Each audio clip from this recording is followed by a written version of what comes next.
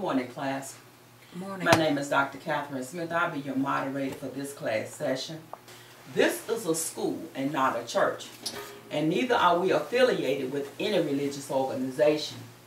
This school is a non-profit, non-denominational, religious and scientific research organization dedicated to showing proof of the existence of Yahweh our Elohim and the operation of His eternal purpose, pattern, and plan operating throughout eternity to this present day.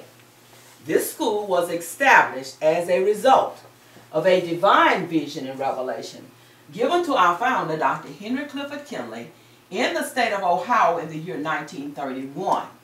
We were incorporated in the state of California in the year 1958. Since that time, we have established branch schools throughout the United States and in various parts of the world. In this school, we use the true, correct, and original name and title of the Father, the Word our Son, and the Holy Spirit as contained in the original Hebrew text. The true name of the Heavenly Father is Yahweh. This has been improperly substituted with Lord. The true title of the Word our Son is Elohim. This has been improperly substituted with God. The name of the Holy Spirit manifested in or out of a physical body is Yahshua. This has been erroneously substituted with Jesus Christ. Now, Lord and God are titles and not names. The Apostle Saul, filled with the Holy Spirit, tells us in 1 Corinthians 8:5 that there are Lords many and Gods many. But we now know that each Lord must have a name and each God must have a name also. Elohim is a title, but unlike Lord and God, Elohim is a divine title. This means that Elohim is the title that our Creator chose for Himself. Jesus is a name, but it is an erroneous name. A minor investigation on your part in a good dictionary or encyclopedia would prove that neither the Hebrew language, the Greek language, nor the Latin language have any characters or letters in their alphabet that would produce the sound that's made by this letter J. Neither was there a letter J in the English language until some 1600 years after the Messiah's death. Therefore, such names as Jesus and Jehovah are impossible renderings of the true and original name of our Father and His Son. Christ is a title just like Lord and God. Yahweh is pure spirit, and in this state He is incomprehensible and inscrutable. He is the ultimate source, substance, limits, and bounds of everything. We have Yahweh in His pure spirit state symbolized on this chart as a cloud. Now, Yahweh is not a cloud. He merely chose a cloud to symbolize Himself because a cloud has no particular or descriptive shape or form. We've drawn this cloud all around the edges of this chart to show you that everything on this chart is within the cloud. In like manner, everything in the universe abides within the pure spirit state of Yahweh. Yahweh, knowing that man could not perceive of Him in this pure spirit state, took on shape and took on form right within Himself as Yahweh Elohim. This is the Word our Son, a superincorporeal being, that is, having the shape and form of a man, but without flesh and blood. Now, this form can only be seen in divine vision and understood in divine revelations. Later on, this self-same Spirit manifests Himself in a physical body and walked the earth plane as Yahshua the Messiah, whom the world calls Jesus Christ. Now, there is only one name given unto salvation, and we must know that name. So the simple yet intelligent question we should ask ourselves is, what was the name of the Savior during the time He walked the earth plane? A further understanding of this name and title may be had by reading the preference of the Holy Name Bible. Also in this school, we teach by divine pattern of the universe. It is called divine pattern because it is Yahweh's pattern. After after Yahweh led the children of Israel up out of the land of Egypt, he called Moses atop Mount Sinai and showed him the tabernacle pattern in a vision. Yahweh instructed Moses to build one exactly like it in the wilderness of Sinai. This pattern consisted of a most holy place, and court round about. These three compartments making up the one tabernacle pattern.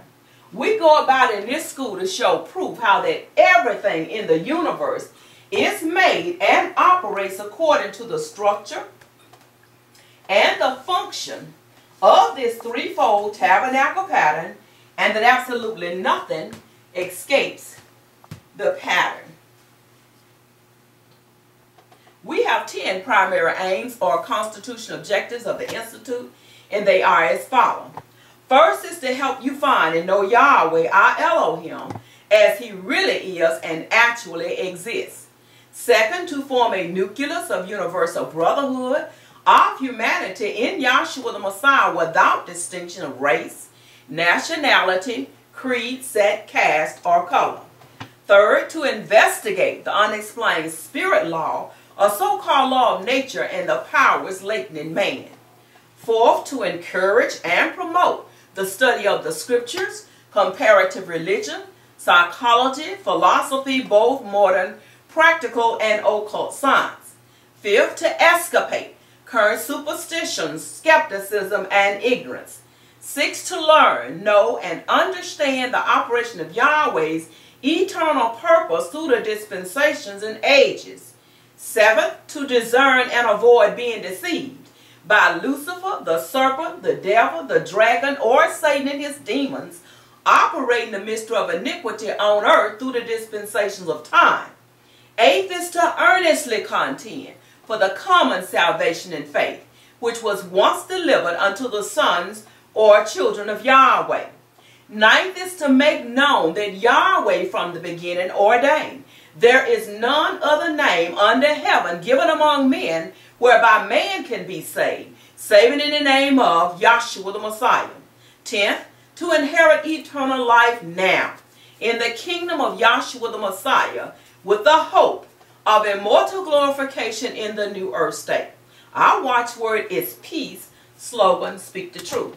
We'll have prayer by Dr. Olivia Dobbins. Our scripture lesson is Jeremiah 31st chapter, 27th through the 40th verse, read by Dr. Catherine Smith.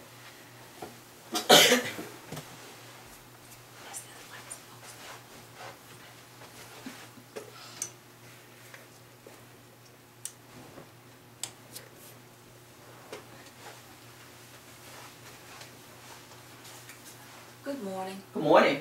Let us bow our hearts and minds. Oh, gracious Heavenly Father, Yahweh, make us ever mindful that this organization is not about the flesh. We know that we labor, we know that we have to do things that are physical, but yet when we commune together, make us ever conscious that this is a spiritual organization and that the spirit realm is the real realm and the one that we should be seeking. Continue to speak in the brethren here and there, wherever you have us, Father. Show us that it is thy one spirit that all of your sons speak. And let us speak of one voice, and let us raise that voice in constant praise of Yahshua the Messiah, the only begotten Son of Yahweh, in whom only is salvation. Make us aware of this, Father. All these things we ask in the name of Yahshua the Messiah. Let us all say hallelujah. Hallelujah.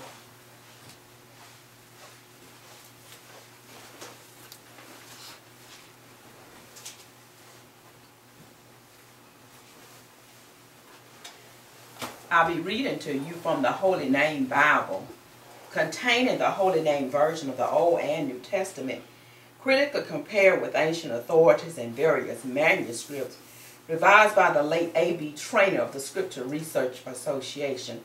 This is a reprinted version of the Holy Name by Yahshua's Promotion.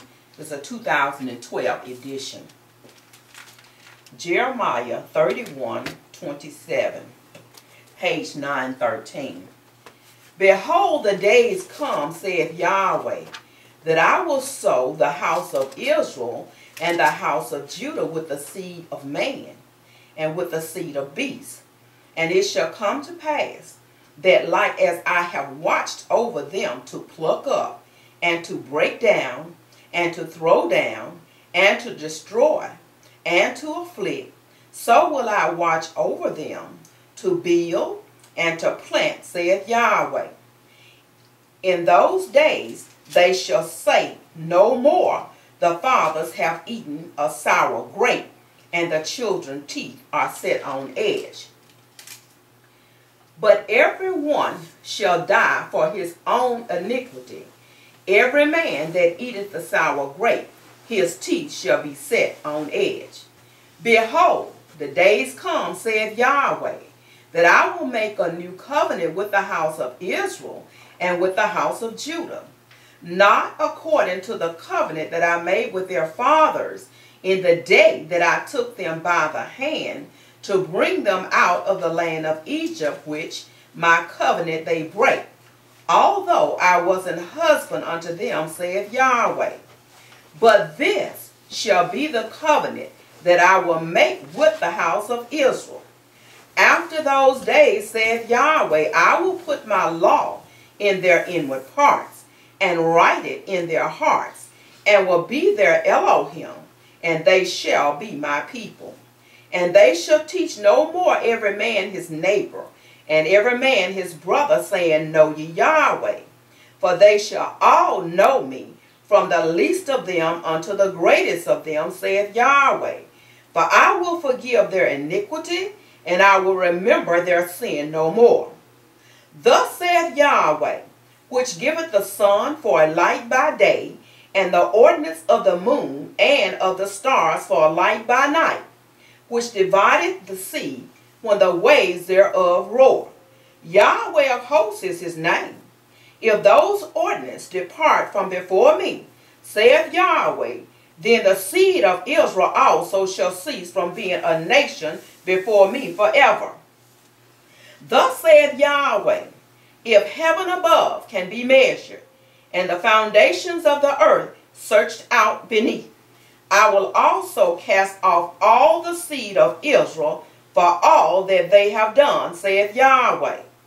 Behold, the days come, saith Yahweh, that the city shall be built to Yahweh from the tower of Haniel unto the gate of the corner. And the measuring line shall yet go forth over against it upon the hill Gereb, and shall compass about to Gaia. And the whole valley of the dead bodies and of the ashes, and all the fields unto the brook of Kidron, unto the corner of the horse gate toward the east, shall be holy unto Yahweh. It shall not be plucked up, nor thrown down any more forever. Jeremiah 31, 27 through 40th verse. Let the body say hallelujah. Hallelujah.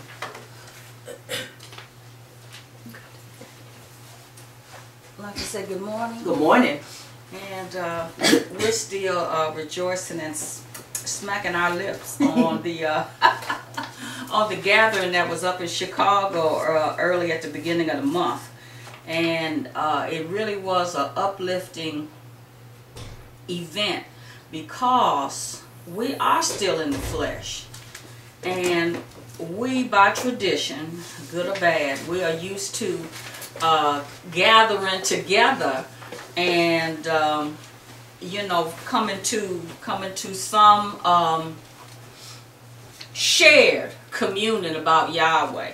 So that was a good thing that we could do that, and there was a theme to it. So that meant that in leading up to it, everybody was beginning to think about, you know, how would they do this? You know, not just those that so supposedly thought they might speak. Everybody collectively was thinking about it. And it was talking about what was the purpose of the Old and New Testament. And it just truly was refreshing to go back over some of the basic teachings, and they had a record number of visitors. That was surprising but welcoming. And for the most part, it seemed like, you know, when they were announcing, the visitors stayed. Hallelujah. So that's all you can say is just hallelujah. And the vessels that were called upon did a good job of feeding the new as well as feeding the old, and that's what this is all about. Okay, I want you to go to, let's see, there's some definitions there if you want to get a sheet, Rodney. It's on the sheet here. I looked it up. It's definition of a testament. So we're going to talk about a testament. What is a testament?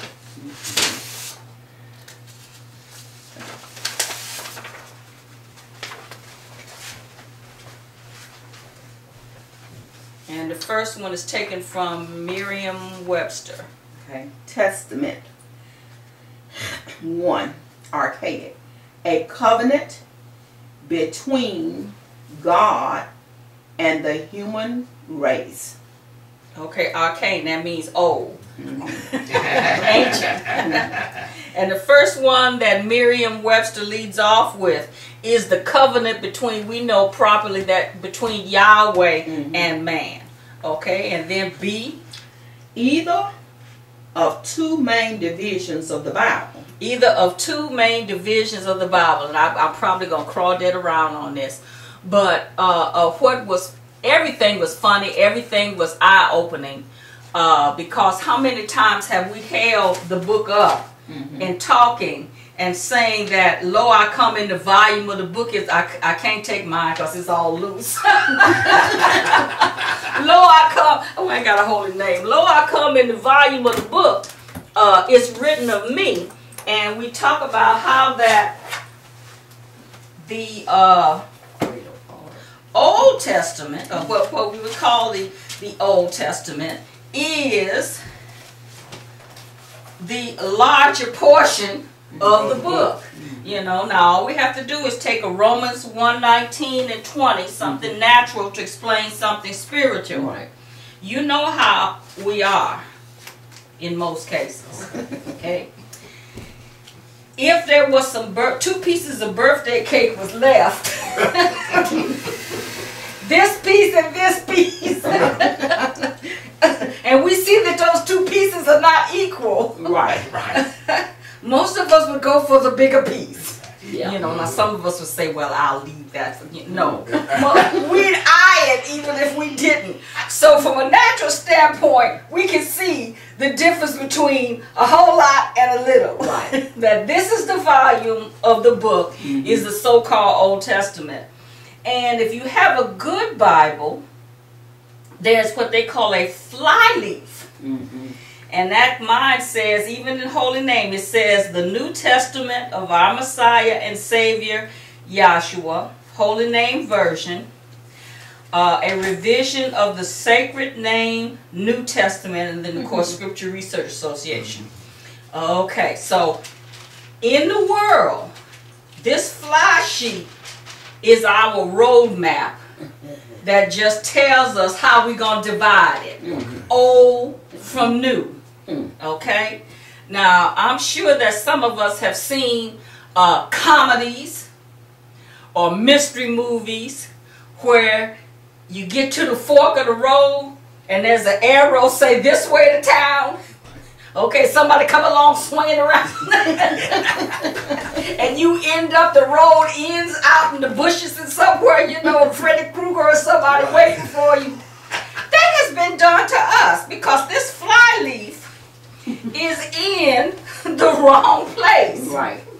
Therefore, it has made us take a fork in the road and go off in the bushes. And that we were lost. And it took Yahweh to bring us back down, sit us down, and just show us all of the ways that we were lost. The world takes this flyleaf, which is that arrow saying go that way, and they are basing a whole religious belief on down that road. Because now we're in the new, and what do? I wasn't in church, but some of y'all were. You know, they'll say we're New Testament Christians. That's right. Now that is to then disannul the volume of the book of the Old Testament. Right. Because see, when you hang them up about, well, wait a minute now, you're going to keep the 10. See, mathematically, that doesn't make any sense. Right. Okay? I'm Crawdad, and I'll get there. Thank you, Tammy. New Testament. Down the road, we said it was 10. I'm just going to abbreviate. 10 commandments. Yes. And we kept the 10. When you show them, wait a minute now, over here in the volume of the book, it's 613 commandments, statutes, laws, and judgments. Then you are short by 603. If you were taking a test, you would fail. Even if it was a pass or fail, like Daphne said, on a curve, you would still fail. And I'm laughing because they say we're having too much fun here in our class. I went for my master at the University of Memphis, and I wanted to switch from music to business. Okay, well, I had the credentials if I had gone to music. But by me wanting to go into a whole different field, they say, well, you got to qualify to see if, you know, we'll even accept you as a student. Right. And they have that, what is it, GMAT you have to take? You have to. Okay, and I did a little studying for the GMAT, and I sat down, and it was just like the 613 and the 10. There were about 10 of them that I was sure of, and some of them was anthropomorphic and incorporeal. I said, well, if it wasn't for class, I wouldn't have had those two. Other words, I just sat there and just I'm failing. I'm failing this test, but I'm laughing. Because I felt arrogant within myself that I got a pretty good vocabulary. So that just showing in the world you got 10. You were totally ignorant of the 603. And then you say, I'm going to work it out. That's right. No. What else do they say? Okay, because we got the sheet that tells us to go this way. This New Testament fly sheet. It tells us he came in to set up, we went through that, to establish, to begin a way of worship for us then to follow him. Because your road sign says goes this way. Right. But if you had the true sign pointing the right way, you could figure it out. Well, not figure it out, but after sitting in here, Yahweh said, this high go, this high. And then you say, oh, that makes sense. What Darvin said makes more sense than sliced bread. Yes. You know, because within ourselves, I'm sure some of us had to say, wait a minute, this don't quite make sense. That's what the vessel was saying from Oceanside, that these different magazines and stuff, they've done surveys on people. You know, people just say, well, I just go. I don't understand everything. I really don't halfway believe. I go. And then some of them, he said that they prosper by going from a natural standpoint, but we want to prosper from a spiritual standpoint. So let's talk about what is a testament, and let's see if we can get the testament worked out. Okay, so let's see. We read 2 of the definitions of testament. It was at number 2. Okay. A tangible proof or tribute. Is who? To a tangible. You can't know God's business. This is tangible. What tangible? Tangible is like it says over there, 1 John. That which was from the beginning, which our eyes have seen, which we have looked upon, but looking nails, and he say that our hands have handled. That's tangible. That's tangible. So Yahweh is giving us something tangible Darwin say faith is the substance, and they say, well, you just have blind faith. But the scripture says faith is the substance of things hoped for, the what? The evidence. Evidence. He said, you come in my house and you smell greens and ham hocks. Hello. But there is a pot that you can go and look in and scoop you out some. That's the evidence that what you smell was true. And if you smell greens and ham hock and go in the kitchen and there's nothing there, a lot like they did one time here, we had some kind of, mushroom bread, and we had hid it. They said, bring that bread out. Bring that bread out. Because there was something tangible that went along with it. So Yahweh has given us something tangible as evidence to explain these testaments. Read. An expression of conviction. An expression of conviction. Read. Creed. A creed. Okay. Number 3A. An act by which a person determines the disposition of his or her property after death. Before death. After death. Now here's the they would say the kicker. Over in the so-called New Testament, it says that your testament is in force before or after the death of the testator. After the death of the testator. So,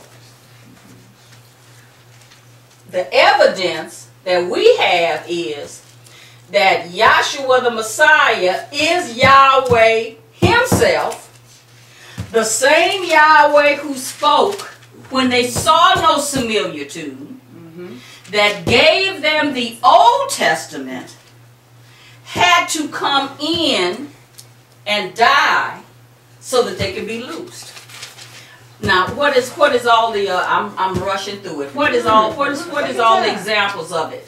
Okay, don't they talk about that a woman, as long as her husband liveth, she's bound to him. Right. But now if her husband is dead, she's loose. and she's loosed. Israel, we wasn't there. We were not there at Mount Sinai. We were not part of that mixed multitude that Yahweh gave that covenant down to. And that's what we were reading in Jeremiah. He said, although I was a what? Husband. Thy maker, he tells them over and over, thy maker is thy husband. Israel said 3 times. All that, right here at Sinai, all that Yahweh said, what? We will do. And be obedient. And be obedient. So you know when you got married at the courthouse, then when your out of town folk come in, then you're going to be married and have your reception, you know, at the little assembly hall. And then you turn around and go and do it again. 3 times. And I joked in Chicago, probably between that second and third, you looking for an escape out of this situation. Because that's what Israel did. They said all that Yahweh said we will do. That was the marriage. Collectively, I do. What did the old time marriages say? Will you love, honor, and obey? So what did Israel say? I do, and what we do, and be obedient. And what did they do? Oh, Moses gone too long. Disobeyed. Just showed that she could not. So, if she broke the law, if she was disobedient and had other L's, because that isn't that their first commandment? That's the first one. First one. Pick it up for me. Exodus 21.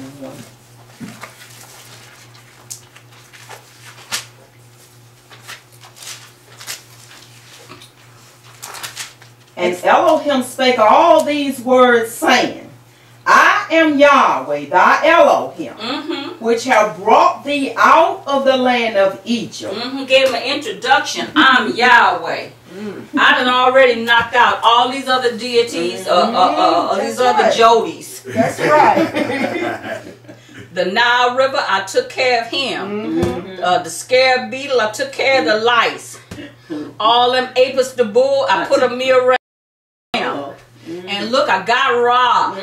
Dark in the sun. And then look who I washed up here on the shore at your feet.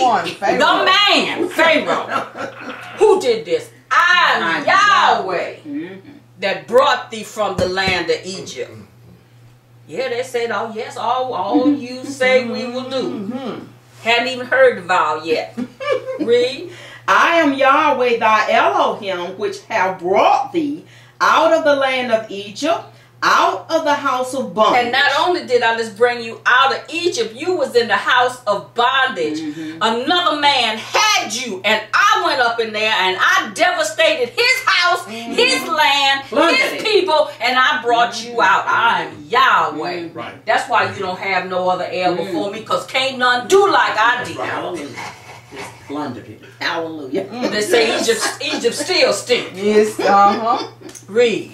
Thou shalt have no Elohim before me. That's number one. Thou shalt have no other El or Elohim before me. If we was out there in the world saying that we New Testament and we are not calling him Yahweh, we got another El. We got another El. And people nowadays, some of us have been here long enough to hear the changes. They will tell you, because I've heard them on TV when I first came in. I'm praying to the God of Daniel. I'm praying to the God of Abraham. First off, it would be the Elohim. Danny, what? El. Joe, what? El. Ezekiel, El. I'm praying to the God of Daniel and Abraham. Abraham knew him as what? El Shaddai. Praying to the God of Moses. Moses was the one that got the name Yahweh. So if you call him something else, you done already broke the first one. And ignorance of the law is no excuse. I know that's right. So we was perpetrating, Yes. even saying that we was under some sort of testament. Read. Thou shalt not make unto thee any graven idol. So that means when we go in any church, it should not be nothing up there. It should be just as blank. Yes, right. And we laugh at the mosque and these other places. You know, look at how they are. No, that's what Yahweh said. Thou shalt have what? No graven images. And we'll say, well, that means statue. No paintings, nothing. Nothing that you grave or you make with your hands. Read. Thou shalt not make unto thee any graven idol, or any likeness of anything that is in heaven above. Wait. Then how about, what is it? Michael? Danger. Slaying the dragons or the driving the serpents out of Ireland. You know, I mean, I've seen all this stuff. You know, it's like, You see the frescoes and the paintings? thank you. You see the frescoes. You see them in the stained glass windows and stuff. Michael and his angels coming. Yahweh said that don't do that. Yeah. But there it is. You go in some church, they got the lamb. I ain't figured that one yet. And the lamb, his hoof is like that, and it's a banner, and he's Agnus Dei, Lamb of God. This is the Lamb of God. And you got the Paschal Lamb, and then gave him the shield and banner, saying he's the one. And then we wonder why, Yahweh, why would you send me to the lake? Because you're ignorant. Ignoring Of the basic 10 that you say that you're going to try to keep. Read. Or that is in earth beneath. Or if that is in earth beneath, then don't have no pictures of the devil, because we've all seen the pictures of the devil. We can even see him up to date, Hellboy. Oh, yeah. Wanted to file his horns off. Why? Because he looked like the devil. Right. You see different movies. He's hideous. He's red. He's up on goat hooves. It seems like it's a difference in a goat hoof and a lamb's hoof. Right. They're both for the same. They're both for the same family line. And got a pointy tail. If you saw that coming, it's no way that that would deceive you. Nope. That is not how he was described here. See, now, if you knew the old and the new, you know it was a beautiful angel that came to her.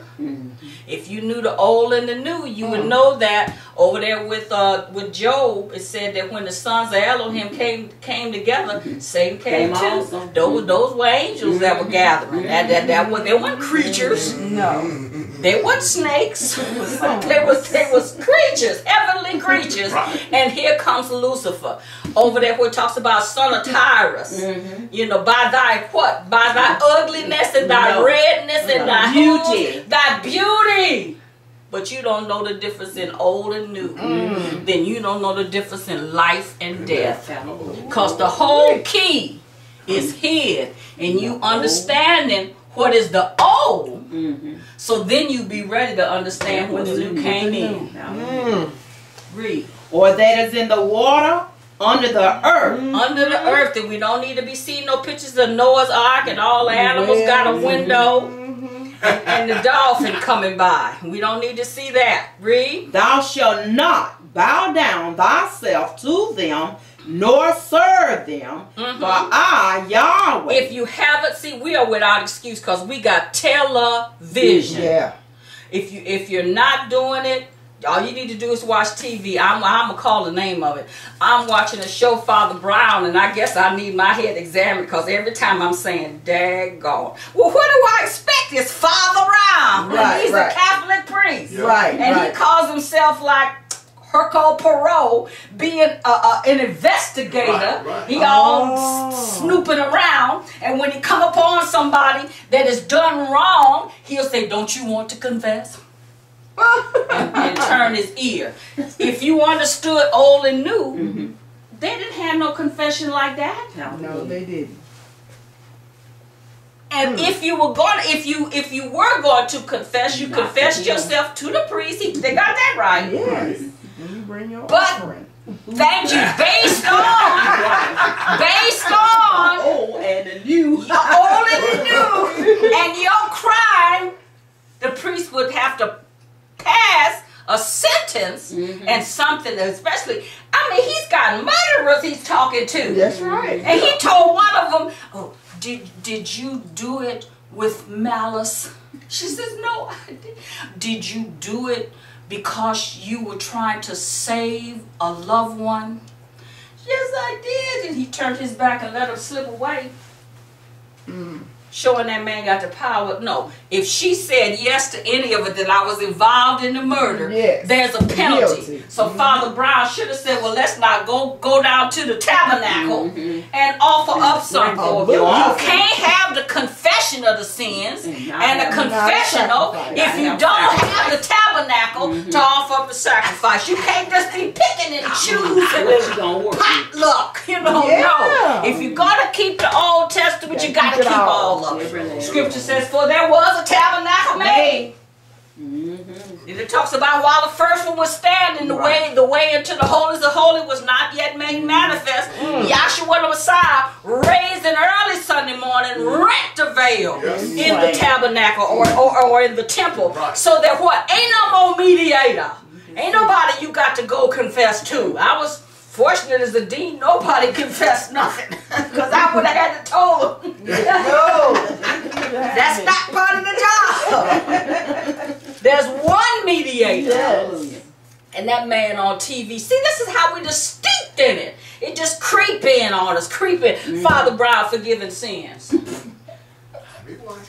And I be waiting for him to say a Hail Mary. I ain't heard that yet. So he done even took Mary out. Father Brown can do it all himself without the ignorance of the world.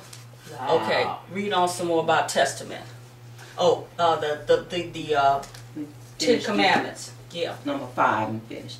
Thou shalt not bow down thyself to them, nor serve them, for Look. I. In that great church, you bow at the front, take some water. Yes, you do. You come into your aisle and you bow. Who you bowing to? You bowing all them statues, Mary, Martha, Joseph, and the Lamb, and everybody up front, and all the saints, St. Patrick, and everybody else. Then you get to your seat. You flip your thing down and you kneel there for a while. I asked my mother, I said, how long do we know that we had to be here? She said, till something tells you to get up. Well, something always told me to hurry and get up. Yeah. You know, nothing ever, it's like it got to be a time. I was in elementary school, I said, well, it got to be, hey, how long you gonna kneel down here, bowing down to man, bowing down to beast.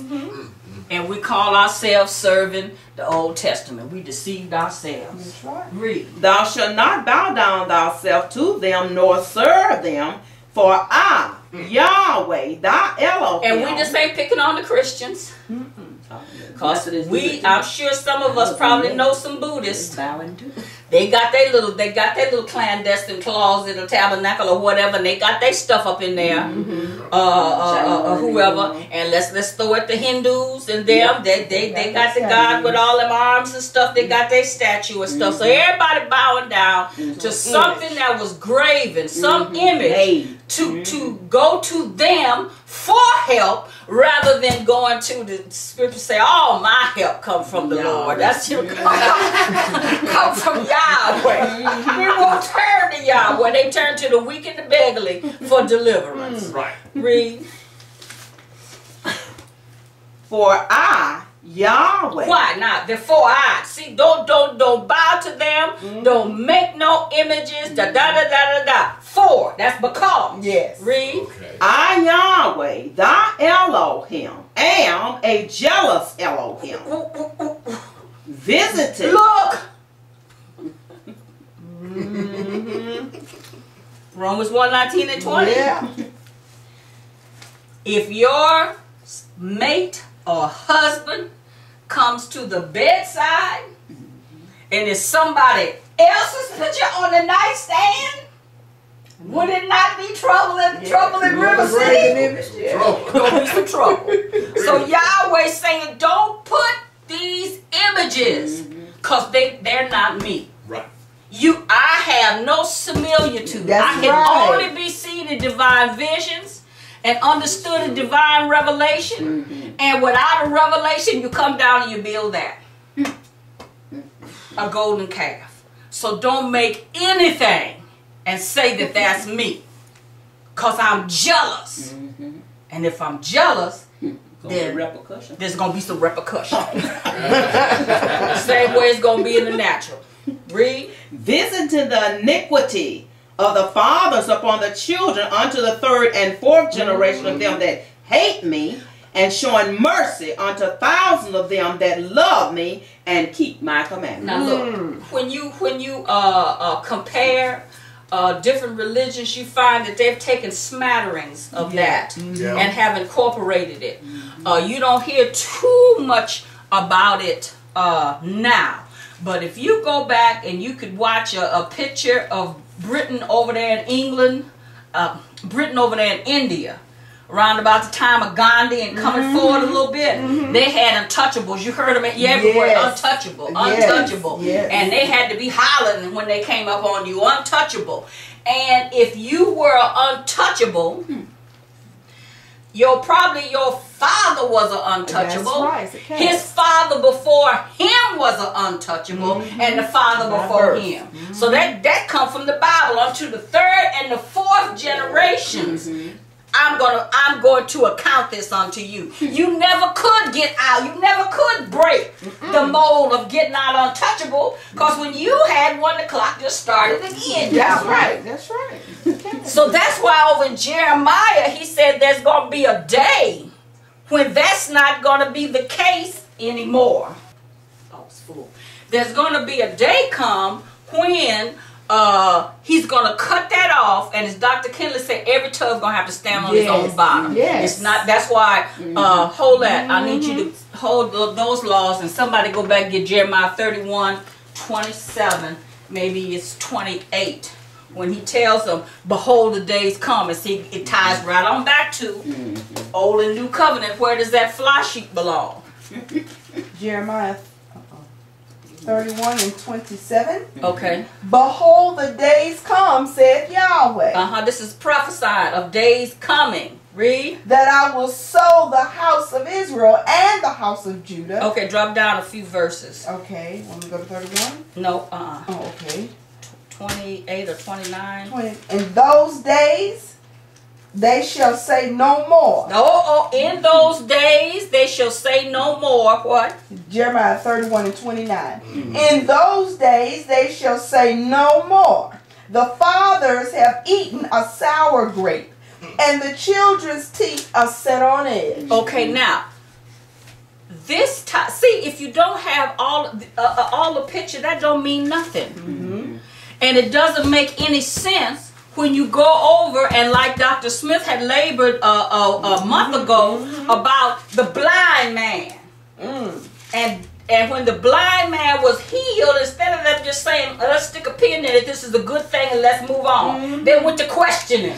Right. And questioning, and then they wanted to know, why was he blind? Did his parents do something? Right. That's why, because Yahweh had promised under the Old Testament. Right. See, you might be supposedly born innocent, but because your parents were hellions, then you're born with a so-called curse or affliction upon you. So they said, well, why was you born blind? Let's ask his parents. Were they the culprits?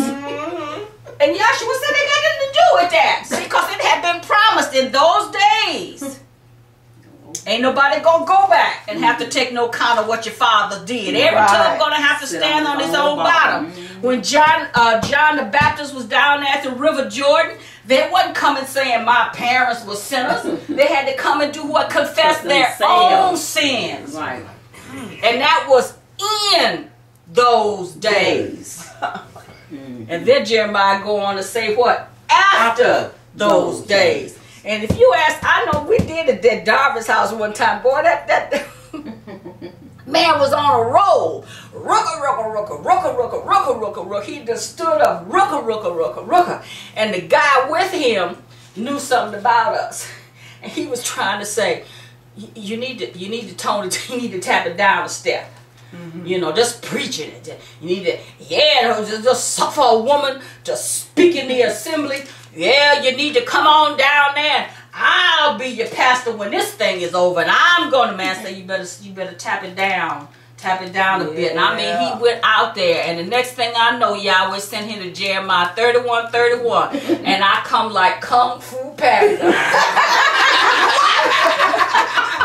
After what days? Then we got a smallmouth bass. Yeah. Other guys say, we ready to go now. You know, the guy talking was ready to go. The other guy said, well, no, I really want to know after what those. Right. Well, see, if you knew about the old, Right. and you say you wanted the new, Right. Yahweh brought them up. We talk about that in the moderation. Yahweh brought the children of Israel to and through the divided waters of the Red Sea, brought them out here to Mount Sinai. In Exodus, say 3rd month, same day, 3rd month, June 3rd. They're here. Right. I'm going to give you 3 days to clean up. Right. And then I'm going to speak down. So he's pinpointed it, June the 6th. But what had happened? Right. There had been the death of a lamb. Right. They had gone a phenomenal 3-day journey to and through the divided waters of the Red Sea. 50 days. They were here at Mount Sinai, but Yahweh say, I'm not ready to roll yet. Okay, I'm going to give you 3 days to clean up. That bring it around to what? 53. Then we're looking for a covenant. Right. After what? Those days. 53. Yahshua the Messiah. We had gone through that. Investors have been dealing with it because the Easter time is the time we do it. The phenomenal day on Friday. So you have 2 periods of light and you have 2 periods of darkness on Friday. So that's 2 days and 2 nights.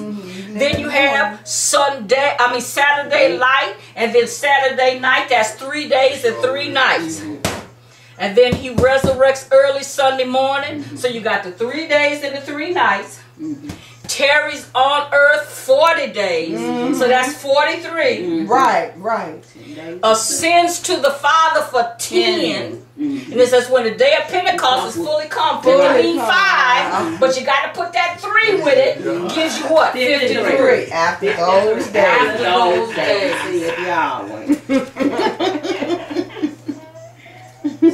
After. There's a button on top. Okay. Pardon us, the camera's singing That's over there. all right. After those days, Right. then he's gonna bring it's a little thing right up on top. After those days, you ask the world about it, they can't tell No. you. That's the okay now. So what happens? I need you to read a little bit more, cause Jeremiah 31. no, and we got that. Go back to some of these laws that we tricked ourselves into thinking we okay. was keeping. Exodus 20 and 6. And showing mercy unto thousands of them that love me and keep my commandments. Keep my commandments. Oh yeah, but better keep that 10. But what about the 603? Thou shalt not take away the name of Yahweh thy now Elohim. let's clean house. Okay, Dr. Kinley said about them spiritualists. I don't want to be trying to put words in his mouth, but spiritualists and mistranslations and misinterpolations. Spiritualists. Yeah, I'll just say them inserts that are put in there. That's why we have to use the Holy Name and the King James Version of the Bible. Cause the Scripture Research Association, they want to hold on to some of the Old Testament and drag it over past the fly sheet into the so-called New Testament. So that's why they say stuff like no servile work or the ceremonial law. Yahweh didn't say if this is an A and a B that 1 through 205 is ceremonial, and then 206 on out to the 613 is you know, he didn't divide it up. He said this is the law. That's what he said. But see, man wanting to take bits and pieces in a potluck smorgasbord, they try to justify how they're going to continue keeping the law on this side of the cross. And as the vessels say, I know I didn't, but I kept my mouth shut. He said, there's a hand here. I know I had seen the nails nailing it to the cross. And there's a scripture that says what? Blotting out. Handwriting. There's a hand up there. Handwriting of ordinances that was against us. Who to us? The Jews. I like them boys, Dem Thrones. His 2 brothers out of New York. Dem Thrones. And he can tell my boy, do you think you a stock? He done put himself into the movie. Done made himself a relative. Well, that's the same thing we did. Blotting out handwritings that was against us. We weren't there. The covenant or that Old Testament was spoke down from Mount Sinai to Jews and to Jews only. Who came to John to be baptized or repent? Jews and Jews only. Who was there on the day of Pentecost? Jews and Jews only. The Gentile had to wait their turn. It was 7 years later at the household of Cornelius. He repeated it for them. Had a second showing. Brought them all together in Cornelius' house. And through the preaching of the gospel, Peter said, Holy Spirit fell on them just like it did on us. That's right.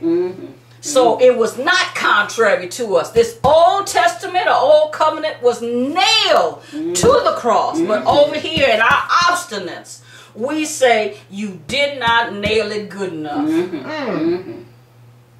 You did not fulfill it. See, we don't understand what a covenant and a testament and all of that is about, and how you have to measure up to it. I won't even say that, because that's just no. Yeah, we do. We go down to Jolly Royal and we sign, and they send us the truck, come out and bring us bedroom furniture. And we done got it on 30, long as we can get it. Long as we can get it. 36, 48 months, as long as we can get it. And then that bed, the leg that broke down, the mattress got a scoop, dip in it. got a dip in it. And Jolly Roll don't care. Every month 30, hit a Jolly Roll bill. Because you entered into a covenant. When you pay it off. That's when now you own a 5-year-old bedroom set. Yahshua just broke down. Yahshua the Messiah paid it. We sung the song, he paid it all to him I owe. But then we say, I could contribute something to it. Right. And then we would want to know why he would have no respect for that. Because that's putting him to an open shame. You're right. Okay, some more there to the law. Go on to the next law. Okay. Thou shalt not take away the name of Yahweh the Elohim. Oh. Okay. Thou shalt not take away the name of Yahweh thy Elohim to bring it to naught. Okay. What does it say? I got it. What does it say in the King James? Robbie, you got a King James? Yes, ma'am.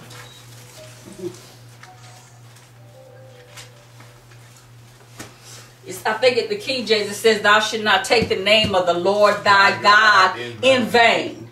See, that's 7, right? 27. 20 Thou shalt not take the name of the Lord thy God in vain. For the Lord. Okay, then that's a because. Now he's saying don't do it. So we say, well, in vain means, you know, and it's and you try to be respectful of people. We don't go out and try to be hellions. We know where they're coming from. Yeah. You know, and they'll say that means putting damn or some other curse word with God, or you haul off and hit your finger or something, you know, and you holler out, Jesus. That's taking the name in vain. Okay. We had to come down here, and Yahweh had to show us in a dictionary. Let's get that American Heritage.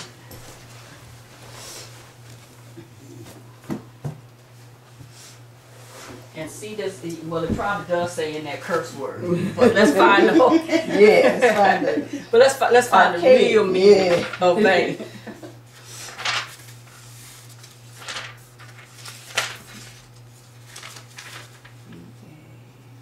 Okay, vain, taken from the American Heritage Dictionary of the English language. Vain, not yielding the desired outcome. Bingo, there it is. Not what? Yielding the desired outcome. Why? Because the different scriptures will say Yahweh is jealous for his name or jealous of his name. And you say it don't matter. What's the definition of vain again? Not yielding the desired outcome. Yahweh has highly exalted him, Yahshua, and given him a name that's equivalent to above. It's above, but you can call it what you want to. Unsuccessful. It's gonna be unsuccessful. Futile. It's gonna be what? Futile. Because there's salvation in none other name, saving the name of Yahshua the Messiah. And saying I can substitute, or some people tell us, well, yes, we know that is the original name. Yes, we know that was the name when he walked. And see, they got that butt coming, and we just be waiting on the butt. But he is most commonly recognized. Vain means bringing it to naught. Fruitless. Whoa. If you saying that you can substitute something for the name that is above every name, that what you're doing, you just bringing it down. Lacking substance or just worth. Bring him on down. Bring him on down to our level. You can call me, and then actually we done made him lower than us, because there's some things it's fight terms. We can't fight. Right. It's some cussing situations. Somebody call you out of a name. Oh, well, no, just call me anything. Like some of them rap songs and stuff. They in trouble now by calling women all kinds of different titles and stuff, and we won't stand for it. But you can call the one that paid it all and hung on the cross anything. And he just like a little lamb. He just gonna take it. No. No. That ain't in there either. I'm like that vessel said this morning. You could tell somebody, when you find that, call me. Ain't nothing in there about your heart in this whole situation. Eternal life is to know, and damnation is to know not. That's a simple. Read. Lacking substance or Lacking worth. substance. Jesus. There's no J. That's the front letter right there. The J is it's in the American heritage. It's it was originally an ornamental way of writing the letter I when it began at the beginning of the word. What? This tickled me. Ornamental. When we took an American heritage that had that and looked at an I and looked at the J, it was the same characters. It started with a yod, and then in Greek it was iota, and then via the Etruscans, and we never could. Now you talking about Yahweh served. How many of y'all knew what an Etruscan was? We just read over that the Greek, it came from Greek to Roman or Greek to Italian via the Etruscans. He brought an exhibit here. We brought an exhibit here. So that Memphis is without excuse. Brought the Etruscans so we can figure out who are you. That's right. There was this go-between the Greek and the Italian. But it was a Y, a I, Etruscan I, Latin I. So when a word like Ulius, and it says that in American heritage, I-I-U-L-I-U-S. It wasn't Julius Caesar. It wasn't no J. It was Ulius Caesar. They made the first one longer with a hook onto it. The I and the J are relatives. Don't we say, look just like your mama. Well, the letter J. Then we figure it's the last one added to the alphabet. Why isn't it X, Y, Z, J? Right. It's up in there. We say it snuck up. No, it's up in there with his hammer. I, J. Both of them got the little dot on the lowercase. Both of them got the crossbar on the capital. It's archaic. Foolish. Oh, that don't even make no sense for you to go back and want to get up that old Hebrew. That old Hebrew name. But yet still you're talking about the God of Daniel. That's old Daniel, old Hebrew. Ezekiel. Read. Without effect or avail. Yep. Without what? Effect. Or avail. Look, I'm not saying, please take this. When you say Budweiser, yes. What is it? You said it all. Yes. When you say Yahshua, you said it all. Yahweh is salvation. Yahweh is the Savior. This old Miriam and them sung a song. He is my deliverer and is to become my Savior. Who is? Another man? I'm trying to crawl around to who this was. Oh, Miriam said he is to become my Savior. So then they were looking for a Savior to come in. That's what Isaiah, Jeremiah, Daniel, all of them, all the way to Malachi. The Son of Righteousness shall arise with healing in his wings. So what did Yahshua the Messiah come and do? Start healing. And even got one he wasn't even aware. A woman just touched him. Yes. He didn't even get no, if you want to say, a ceremony going for her. She just touched the hem of his garment. And he knew instantly the virtue had left him. And the disciples were talking about, oh man, come on now. That's how they did. Oh man, come on now. It's a throng of people pressing all up. You asked me who touched you, and it's just a whole throng of people. He said, I feel my virtue going out of me. But look, that's just something. But see, if you knew old and new, what his purpose was. He came not to institute. He said, I've come, what did he tell John? To fulfill. In Matthew, when we read over there about that he was up there in the temple, his parents had lost him. He's up there in the temple. He said, this day is fulfilled. In your ear. In your ear. You're reading the book of Isaiah. Right. And vessels talk about, and he hung out there, the Easter sermon, and he hung out there on the cross. And then they don't know about the 6th to the 9th hour. Right. Caused the sun to go down in a clear day. Yeah. And then he folded his head in the lock of his arms, and he gave up the ghost. But he said something before he did that. It is finished. Back it up. He said, "I thirst." Oh, yes.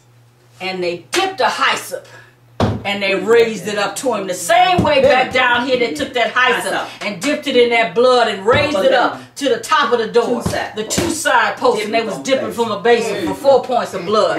He says, "I thirst." And they get a hyssop and they take it and they raise it up to him. And gall. Why? Because it was bitter herbs and unleavened bread. And he said, "I am the bread."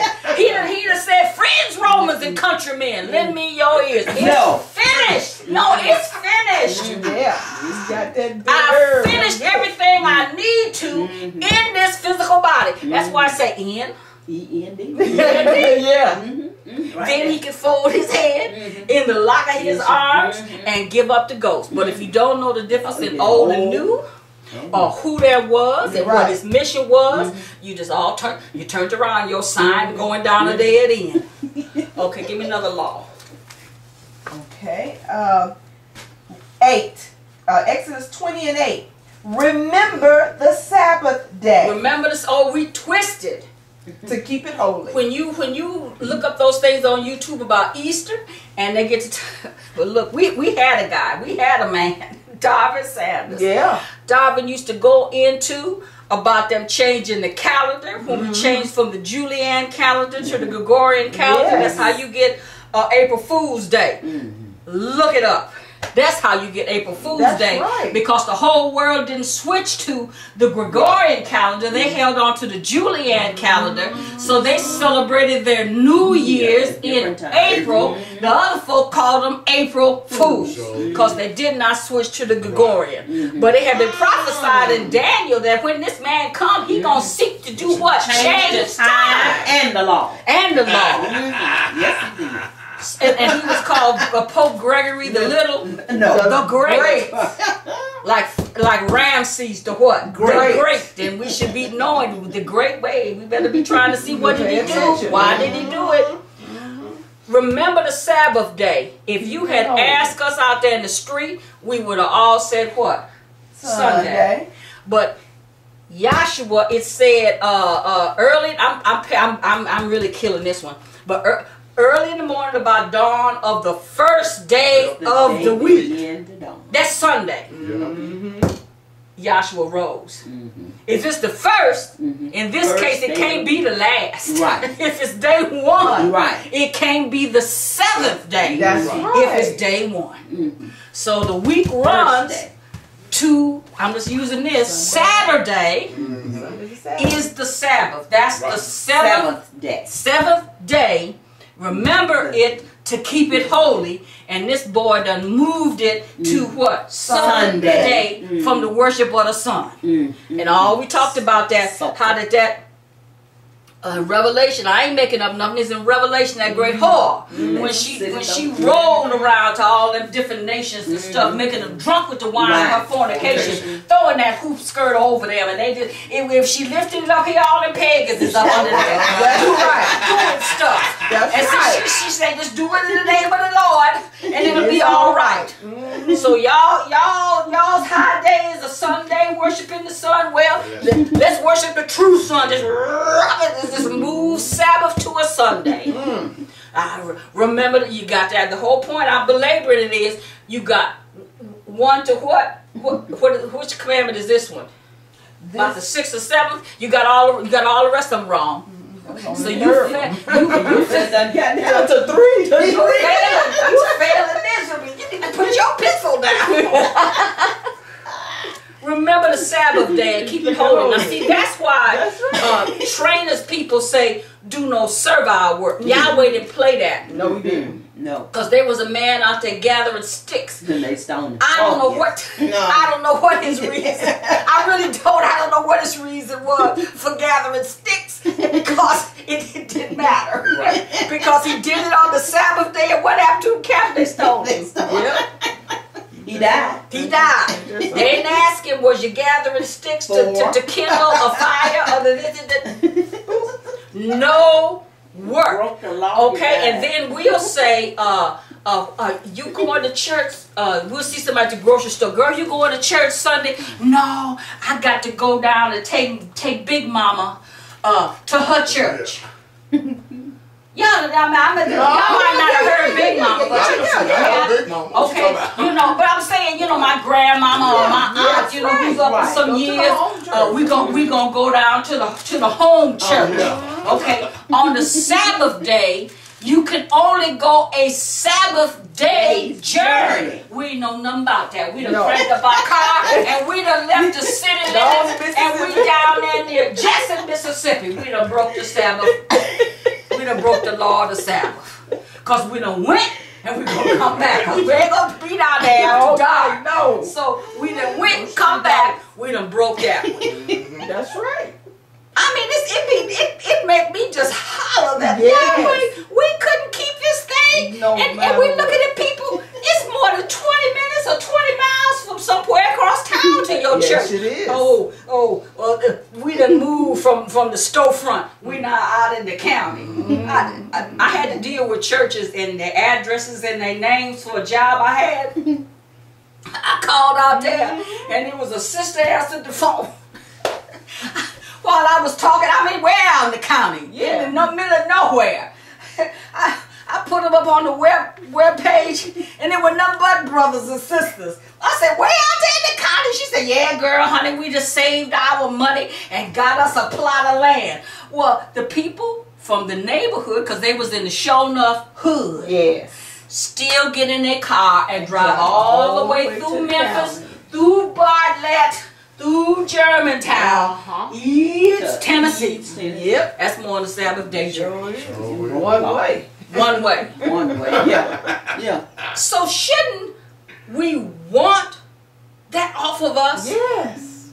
That yoke of burden that talks about, Yahweh says, they threw Saul about them Sadducees and all this stuff. You put that yoke of burden on them people and you can't keep it yourself. You won't raise a finger, you can't keep it yourself.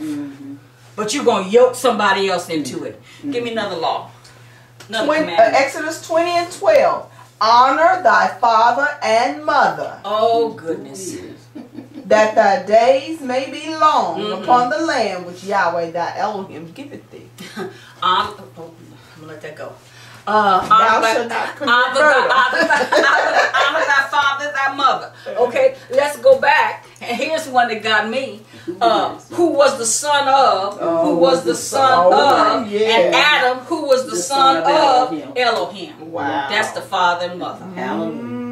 He's the father. Who is? It's like Yahshua the Messiah. Tell me, Yahshua, this was Darvin's favorite. He say, Yahshua in there doing something with his disciples, and somebody say, hey, wait a minute, hold up. Your mama and your mama now want you. Your mama them outside, they want you. And Yahshua say, who is?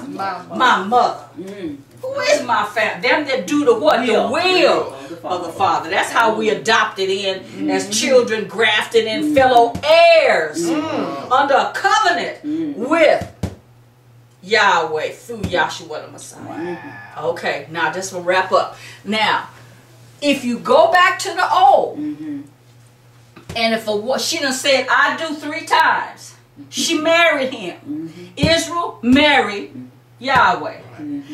And Israel was what Yahweh called several times a backsliding heifer. That's what he called it. But when she would lift up her eyes, and in essence you would say, wash her face and adorn herself and turn her face back to Jerusalem and say, Yahweh, will you restore me? What did he do? He took her back. Every time. Every time. Otherwise, how could it be 7 captivities if he hadn't took her back? That's right. And then she backslid. She backslid.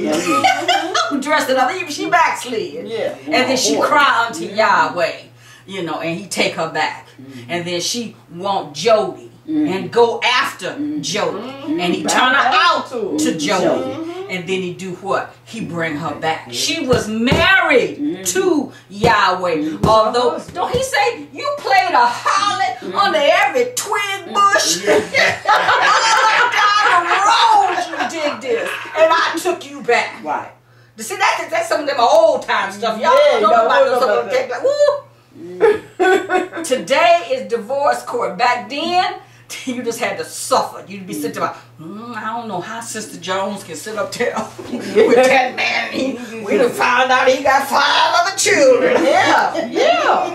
How she can do that? Right. It's just a type of Yahweh. They just suffered through that. Right. But Yahweh took her back with gladness and joy and love and adorned her and put gold bracelets upon her, cleaned her hair and stuff and made her beautiful. That's why Jody came back. Because she done, Yahweh done fixed her up again. See, when she was all broke down and stuff, He don't want it. he don't want her. He don't want her. Somebody say, do you give a lecture to the young ladies? Oh yes, I can give a lecture to you. Oh yes, I can. Old Testament. You are married to your husband as long as your husband liveth. And I'll find it and put it on in the crawl. Okay, so if her husband be dead, she is loosed from that law. She is loosed from saying all that Yahweh said we will do. Right. So to loose her so that she can marry again and not be a harlot, Yahweh would have to manifest in a state that could be killed to lose her from that law. Because see, you can't, the song say, too hot to handle now. Yes, I am. You can't put your hands on Elohim. No. The same way with Yahshua the Messiah, showing you that you really couldn't put your hand on him in the flesh if he had not wanted you to do that. Right. When they rolled up on him in that garden. And they were, who you seeking? They said they fell back. Showing you that what was within that flesh, that same, we say no lessening of power. Right. The same Elohim just behind the veil of the flesh. The same one that when it came to Ezekiel, Ezekiel said, I was on my face. Yeah, I was on my back. yeah. Fell out. And that he stood me upon my knees. Yeah. You cannot touch Yahweh Elohim. Visionary shape and form. Yahweh without any shape and form. How you going to kill him? So Yahweh had to come into a manifestation that our hands have handled of the word of life. And being found and fashioned as a man, they took him by surprise. No, he humbled himself even unto the death of the cross. And what? So that's the death of the testator. Now, when somebody died, you just can't run down to the bank. You got to wait for probate. That's right. There's a period of time. So wasn't there a period of time until the inheritance was distributed on the day of Pentecost? That's right. And that was like the reading of the will.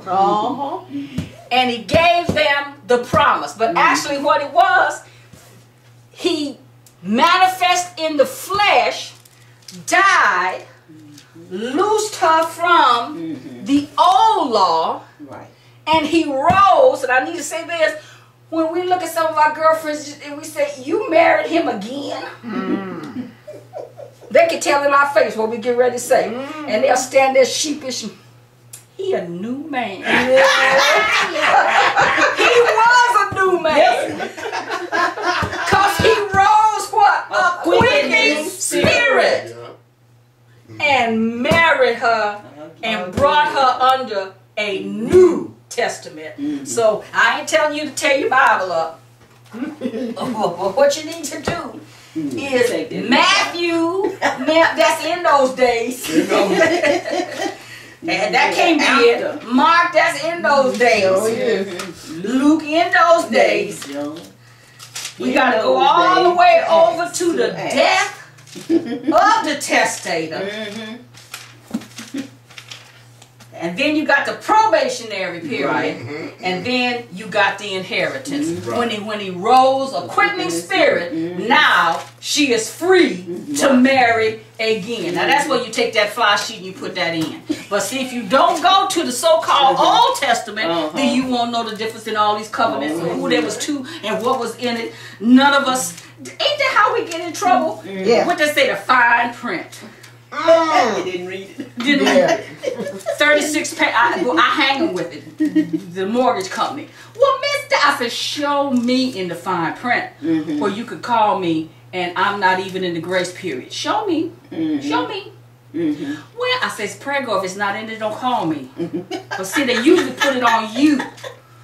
If you more than 10 days later, you can do this. And there's some of them things, that's why they call them predatory lending, that they could call it at any time in that fine print, knowing that you upside down in a mortgage and it was beyond what you could pay. All they wanted to do is on paper make a transaction so that they could put it in their book and then sell their stock on Wall Street. They don't care whether you indoors or outdoors. And then they can do what? Call it at any time by that fine print. So with those words, I thank you. Hallelujah.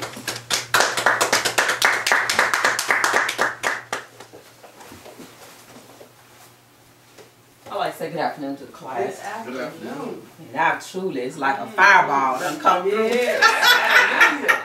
But I'm just thankful to Yahshua that he, allowed you all to go and to bring fruit back. It's just like when the spies went up and they told them, up into the land, up in Canaan land, and let's get there very quick. And they over in Numbers, and they brought back some evidence. So the previous vessel had brought back evidence of what they were into when they went out of town on this, I call it a feast, because that's what was going on. Right. And when you talk about this old and new, I want those two words looked up. Old, and then get the definition of what's new. Because I think for the most part is that when you was in the church world and going into things, you didn't even consider nothing. You didn't ask no question. I didn't. And I was there. I didn't ask any questions about, well, what is the church built upon? What this and what that. None of those things. But here we got, what was brought down here, and what has been made evidence to us is the difference between the old and the new covenant, Okay, what you got? Old, taken from the American Heritage Dictionary. Read. Now, something that is old, and when you get ready to get married, they tell you they're going to give you something old and something new, something borrowed and something blue. You see that? Where we get all these different things from, and they be putting this stuff. You don't have, here you something good, all that for you get up here to say your I do's. Read, please. Having lived or existed for a relatively long time. Okay. Far advanced in years or life. Read. Either actually or relatively. A feeble old man. A feeble old man. Read. Made long ago. Made long ago. Now, hold up. It said made long ago. Now, the previous gospel was talking about these 600 and what? 13 laws, statutes, and judgments. So that was made what? Long ago. Now, one of the things that's not understood in this present kingdom age is that people don't know you're in a different age and a different dispensation. So they keep on back here in this old dispensation, and they want to drag those things that was back here over here, and not knowing how that the things have changed from natural to what? To spiritual. The things that were natural, it says on here, carnal ordinances, and it says is fulfilled. It's got nailed to the cross. But yet, we went up there and stripped them down, and now we're going to keep them. Well, the ones that they were given to couldn't keep them. So if they couldn't keep them, what makes us think we can keep them, and they weren't even given to us in the first place? We're party crashers. Yeah. Read.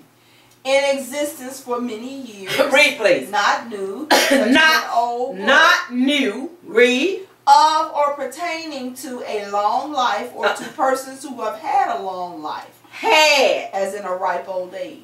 Read. Having or exhibiting the physical characteristics of advanced life or an aged person. Having or exhibiting the wisdom of age. Read on. Mature, sensible. Having a specified age. Specified age. Belonging to a remote or former period of history. Read on. Now listen. It says belonging to what? A remote or former period in history. A former period in history. Was any of us back here at Mount Sinai? No. You see what I'm saying? Now when you're talking about these commandments back here that were given, and it was given to the Jews for a period of time, matter of fact, until the time of Reformation, something was going to change. So they were only put on them for a period of time. Read. Belonging to or being of an earlier time. An earlier time. What you call this back here? Wasn't that an earlier time? Read. Being the earlier or earliest of two or more related objects, Read. stages, versions, or periods. For Now example, you see that it said a period. The Old Testament. That's in the dictionary. Now it said the Old Testament. Now what the previous vessel said, we got to know the difference between the what? The old and the new. Okay? Is that it? There's lots more. We're not going to read it all. Okay. You can take your time when you get home and look up the word old. Now we're going to see what new is. Okay? Because he was even talking about don't put old wine in what? In new skins. So all those things that was old, they're not going to be able to go in the new. Okay? New. New. Read. Of recent origin. Of recent origin. Read. Having existed only a short time. A short time. Lately made. Read. Produced or grown. As in a new movie. A new movie. Read. Not yet old. Not yet old. So we're talking about our new covenant. Not an old one. Read. Fresh. It's fresh. Recent. Recent. Used for the first time, not second hand. What? What you saying? It's not second hand. Right. It's not second hand? So, this is where we are now. The new is not second hand. Had nobody else been passing it around and stuff, you know. And you know, even just saying that in Joseph's new tomb. You know, just new. Read. Recognized or experienced lately for the first time. For the first time. Read. Although existing before. Recently become known. Recently become known. Now this is new. So what we're talking to you about is what? The New Testament or the New Covenant. Right. See, it's not going to be like this old covenant, and that's what he told them. The previous vessel went into how many times that when Yahweh brought them out there and they said all that Yahweh said we will do and we will be obedient, and they lied. They just lied.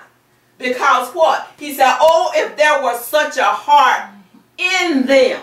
That over there in what? Deuteronomy? We had that on Thursday. Deuteronomy the 5th chapter, the 29th verse. He said, oh, that there was such a heart in them that they would do what? That they would be obedient. It wasn't there. Let's read that very quick. But new. We're talking about something up to date. We're not talking about what it says. Read the last definition again. Okay. Recognized or experienced lately for the first time, although existing before, recently become known, such as a new galaxy. Read. Freshly introduced. Unfamiliar. Unaccustomed. Unfamiliar. unaccustomed. So now what we have down here now, people are unfamiliar, unaccustomed to the new covenant. Okay? Begun afresh. Begun afresh. Now, it says, now, if something is going to be begun afresh, then when the children of Israel were brought up out of the land of Egypt, after the slaying of this lamb down here, went through a death, they were buried in the Red Sea, and they resurrected out here into the wilderness. Now, in the 15th chapter of Exodus, what they going to do? They going to sing a song. They got to sing a song. Because all of this, now Yahweh the vessel told you how he had done devastated the land of Egypt. And the first thing he told them, I was the one who brought you out of the land of Egypt, out of the house of bondage. Thou shalt have no other Elohim before me. Okay? So he done killed off all these deities down here in the land of Egypt, done brought them up out of there. You know, and now they're gathered around this mountain. Okay, so then after they're gathered around the mountain, he speaks that law down to them. Then you talk about them singing a song.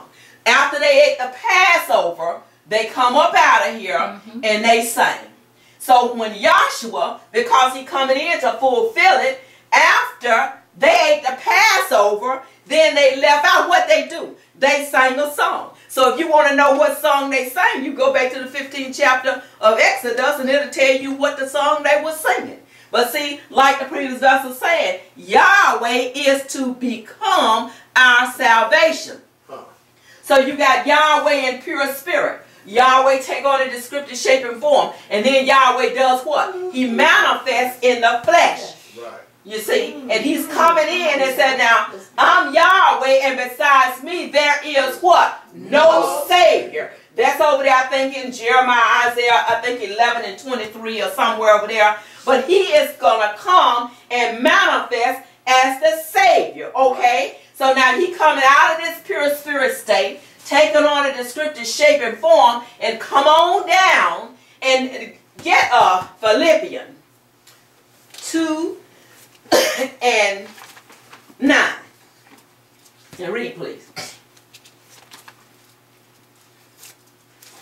Philippians 2 and 9. Read, please. Taken from the Holy Name verse. Read, please. Wherefore, now listen, when Yahshua the Messiah was born into the world through the loins of the Virgin Mary, when you get down there and it says that his name, it talks about his name, and it says, hold it, I'm going to have to fit it together. Get Matthews 1 and start at 21, and then we're coming back over here to Philippians. I'm trying to get through it too fast. Matthew 1 and 21. And she shall bring forth a son. And she shall bring forth a son. Read. And thou shalt call his name Yahshua. And thou shalt call his name Yahshua. Why? For he shall save his people. For he, his whole purpose is coming in is to save. You know, he got a job to do. Because see, all these lambs and bullocks and rams and heifers and turtle doves, all of these were innocent. Innocent. Took the place of, you see, died in the stead of. But he said, now look, he coming in because he's going to be the Savior, and he's going to redeem Israel from all of their sin.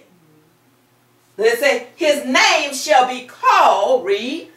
And his name shall, and thou shalt call his name Yahshua. For he shall save his people from their sin. He shall save his people from their sin. Read.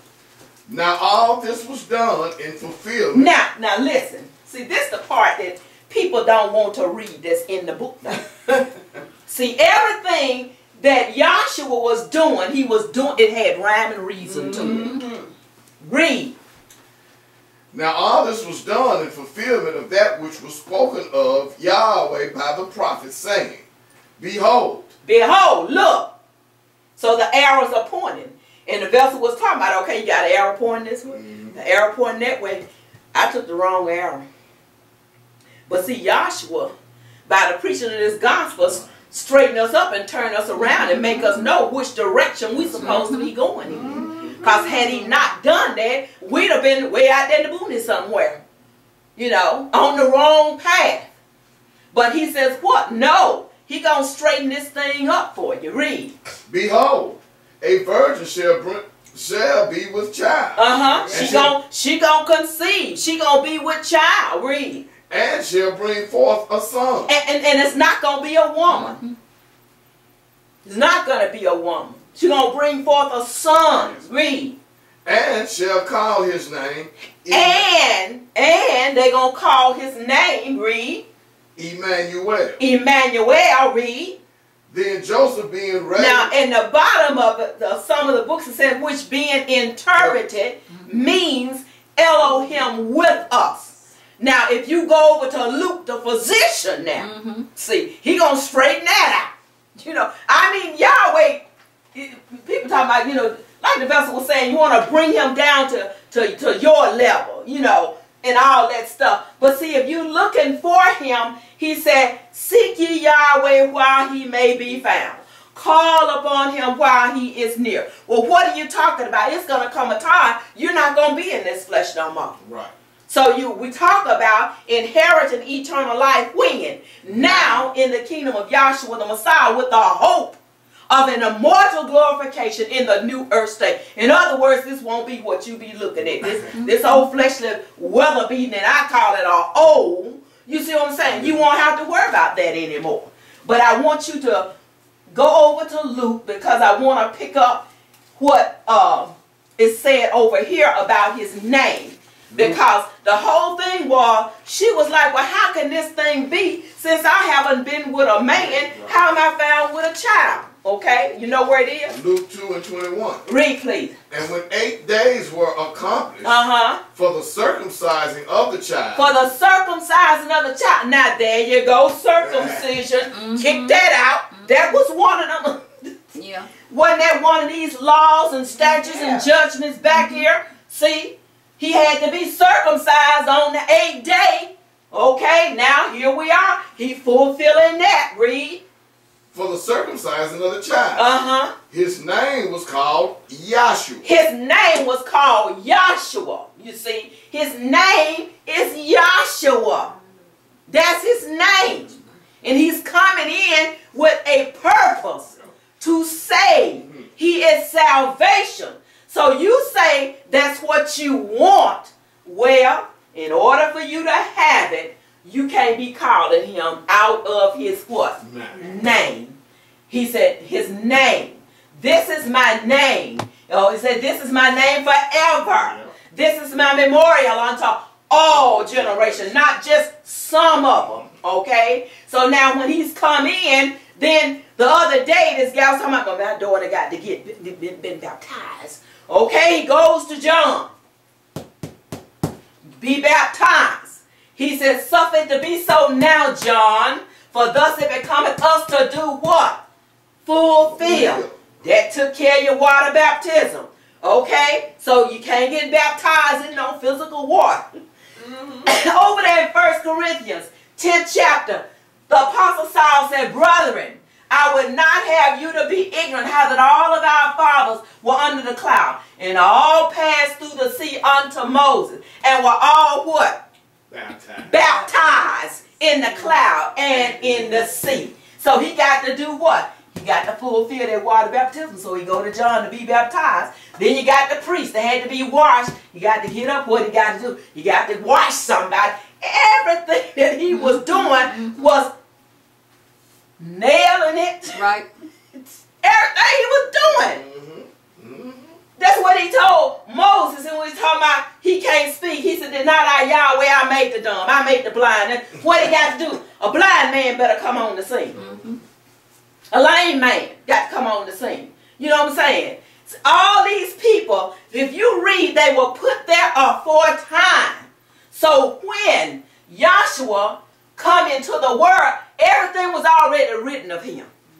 Okay? And what he was doing, he was just dotting I's, crossing T's, connecting U's and all that. That's all he was doing, you see. So now all of that, he fulfilling it, nailing it to the cross, moving it out the way. But now, this journey of the children of Israel didn't end at the Red Sea. It did not end out here in the wilderness. This journey was from what? From Egypt land all the way to where? To Canaan land. So that being said, then, when they are out here and they are talking about, oh, it's giants up there, and all this and all that. He said, I tell you what, over there in Numbers, did you find that? Yeah, Numbers 13. Because see, where we are now, we're telling you about Canaan land.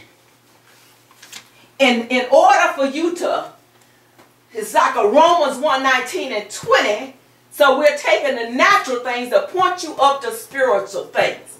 So if this journey was Egypt, wilderness, and Canaan land, and what was going on up here after they was tearing out here in this wilderness for a while, they had to move. And it's just like the food when you eat it. It don't just stay in one place. It stays there for a while and it moves, stays there and it moves. This what you have with the children of Israel. Okay? Read, please. Numbers chapter 13, taken from the King James Version. Read, please. And Yahweh spake unto Moses, saying. Now Yahweh spake unto Moses, saying, read. Send thou men, that they may search the land of Canaan. Now look, he says, send thou men, that they may search the land of Canaan. Read. Which I gave unto the children of Israel. He said, now I'm gonna give it unto the children of Israel. Read. Of every tribe of their fathers. So now if you got how many tribes? 12. You got 12 tribes. He gonna pull 12 men. And that's what's happening. Read, please. Read. Shall ye send a man, every one a ruler among them. Read. And Moses by the commandment of Yahweh sent them from the wilderness of Paran. All those men were heads of the children of Israel. 17. Now 16. These are the, they gave the names of the men. Okay, we're not going to read all the names. But what you have, Yahweh had Moses, he said, to choose out men, one from every tribe. So everyone was represented to go up into this land of Canaan, because Yahweh had told Abram way back there in the 15th chapter of Genesis that he was going to bless him. And he said, now look, he said, but now first off, your seed got to go down and be in bondage to a people that they know not. He said, but afterward, I'm going to bring them out. I'm going to bring them out, and I'm going to bring them out with great substance. So when the children of Israel left out of the land of Egypt, they had gold and silver and raiment and everything on their backs and everything coming up out of here. So they came out. They was rich from a physical standpoint, because see, when they went down, they had gold and stuff, but then they had sold that and sold themselves down here into the land of Egypt. But see, Yahweh had this thing set up. If he told Abram that he was going to bring them out with great substance, he set up an event to make sure everything was down here. So when, not if, but when he brought them out, they will come out with great substance. You see what I'm saying? I mean, that's just pretty to me. You see. Read, please. 16. These are the names of the men which Moses sent to spy out the land. And Moses called Oshia. And Moses called Oshia. Read. The son of Nun. The son of Nun. Nun after the flesh. Read. Yahoshua. Yahoshua. Now this back here, so you are seeing him back here instituting in the old. He the man. Right. He is the man. Yeah. You see that? He got to be back here instituting, and he got to come on down and fulfill it. I'm the first, I'm the last. I'm the beginning, I'm the end. I'm the author, I'm the finisher. You see what I'm saying? There is none else. He says, I'm Yahweh, and what? And there is none else. So you got to see him doing it all. So these men were sent up here, and when they went up there, they was talking about the giants and everything that was in the land. But they brought forth some fruit. That's the scripture I'm after. They brought forth some fruit. They had grapes. And it took two men to carry them. And they had them hanging on them. And they brought forth the fruit. That's the whole thing, is that it was fruit in that land. So what we're telling you now is there is some fruit. Because, see, did you find it? That's 20. Yeah, read please. And what the land is, whether it be fat or lean. Now look, if that is that land, what we want to know that Yahweh promised us, is it fat or is it lean? Read. Whether there be wood therein. Read please. And be ye of good courage. Read. And bring of the fruit. And bring of the fruit. So when you hear these different vessels getting up here and expounding to you about how Yahweh Elohim Yahshua and the things that he have done and redeemed you and cleansed you from this and brought forth these things. I'm talking about fruit. Okay? And he is able to bring forth fruit of himself. Right. And that's what you have. The preaching of the gospel of one Yahshua the Messiah. Read. Now the time was the time of the first strike grapes. Now how come it's got to be? Why? Because Yahshua said what? I'm the first fruits of them that slept. And the vessel was talking about he raised a what? A quickening spirit. It's got to be line upon line. It's got to be what? Precept upon precept. And it's got to be a certain time. Right. You see? And the other day we was reading the scripture, said we're over there in what? In Ecclesiastes. Said there's a time for everything under the heavens. Yahweh done set a time. So back here, how come it just happened to be the time of the what? First fruit. The first fruits. You know, then you talking about this is really beautiful. You see, read please. 21. Uh-huh. So they went up. They went up. Read. Searched the land. And they searched the land. Read. From the wilderness of Zin Uh-huh. unto Rehob. Uh-huh. And men come to Hamath. Uh-huh. And they ascended by the south. Uh-huh. And came unto Hebron. Uh-huh.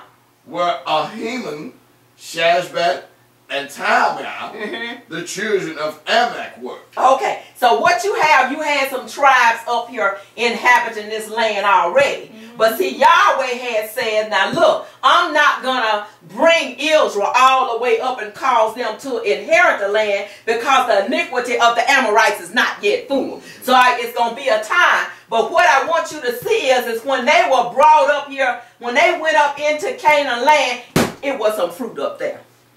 It was already some fruit up there. They didn't have to get up there digging holes and planting and all this, that, and other stuff. So when I was brought into this school, it was already some fruit. Right. I didn't have to come in here, you know, oh, well, what we're going to do about so-and-so. Yahweh had already caused a man, Dr. H.C. Kennan, in the year 1931 to have a stupendous, divine, panoramic vision of Yahweh Elohim. And when you walk through the door, everything that you need was right up here, pictorially illustrated before your face. Right. And that's what we're doing now, is looking at the vision that Yahweh gave to him to give unto us. And what has happened is that it's just constantly been bearing fruit and bringing forth fruit. And you know what? After his kind. Right. You know, that's the thing that I look at. So then when you look at Yahshua over there in Colossians, where we were, in Philippians. I'm sorry, in Philippians. It says what? Let's go back. Wherefore Yahweh. Now listen, people. I don't care how long you've been running around here, and like the vessel was saying, being a whore, but around with Jesus Christ and Lord and God and Jehovah and all of that. That's being a whore. Right. But Hosea even prophesied that it's going to come a time that Yahweh going to take the name of Balaam. I think it's the Hosea 2:16. Yeah. He said, I'm going to take the name of Balaam out of her mouth, and she will no more be remembered by their name. See, Yahweh, Elohim, Yahshua, right. That's the truth. Right. And we've been running around and hoarding around for years with Lord God and Jesus Christ and Jehovah. These are false names. Yep. If you take your time and look up Lord, Jehovah, God, Jesus Christ, take time and look those things up and see for yourself. But we're talking about Yahweh and choosing his own divine title, Yahweh Elohim, and him coming all the way down as Savior, manifesting his divine purpose, pattern, and plan. Read, please. Philippians 2 and 9. Read. Wherefore Yahweh also hath highly exalted him. Yahweh hath highly exalted Yahshua. Read. And given him a name. And given him a name above every name. So I don't care Allah, Buddha, Muhammad, Krishna, all of this, whatever you want to, Bahaya, all of that you want to come up with. See, but at the end of the day, Yahweh hath highly exalted who? Yahshua. Read. That at the name of Yahshua. And given him, read it again. All right. Wherefore Yahweh also hath highly exalted him. And given him a name. And given him a name. Which is above every name. Now the name of Yahshua is above every name. Above every name. Read. That at the name of Yahshua. And at the name of Yahshua, read. Every knee should bow. A few knees. Every knee should bow. Every mean all, don't it? Yes, ma'am. Ain't nobody excluded, right? He said every knee shall bow. And we ain't talking about these nubs here neither. We talking about in the heart and in the mind. You're going to bow to Yahshua. You can bow now or what? You can bow later throughout all eternity. Don't be like the rich man. Looking at Lazarus and Abraham's bosom. You see what I'm saying? Right. But he said it's fixed. You can't go there and he can't come here. Right. And that's the, you know, that's just the way it is. Read. That at the name of Yahshua, every knee should bow. Every knee should bow. Read. Of things in heaven. Now look, back there at the reading in the 20th chapter, he said, don't make no graven image of things in heaven, or things in earth, or things under the earth. Now it says what over here? Read. That every knee should bow of things in heaven. That's got them. Read. And things in earth. That's got that. Read. And things under the earth. Under the earth. Does it look like it's a what? 1, 2, 3. Okay. Read. And that every tongue should confess. And every tongue should confess. Read. That Yahshua the Messiah. Read, please. Is the Savior. He is the Savior. He is the Savior. There is none else. You can't say, oh, I'm going to call him and I know. No. It's just one. One. Hear, O Israel, Yahweh our Elohim is what? One. Me and my Father are one.